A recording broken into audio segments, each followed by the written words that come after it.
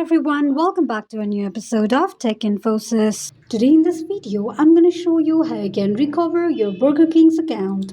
Keep watching the video till the end. To recover your Burger King's account, firstly go ahead and launch open any web browser of your preference. On the search box at the top, type in applybk.workrights.com and make a search. You will end up on the login page of your Burger King's account. Click on Forgot Your Password option. Now, enter your email address and click on Send Password Request. Open your email and tap on the mail sent by Burger King. Click on Reset link sent by Burger King and create a new password for your Burger King's account.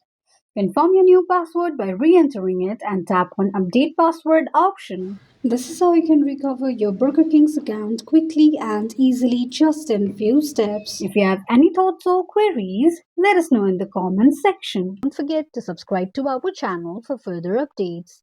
Also, press the notification bell icon so that YouTube will notify you whenever we post a new video. I hope this video was helpful to you. If it was, just go ahead and give us a thumbs up. Feel free to comment down any suggestions or improvements to be made to our channel by commenting on the comment box. We will be looking forward to upload more contents and tutorials on the upcoming video for your convenience. Thank you so much for watching.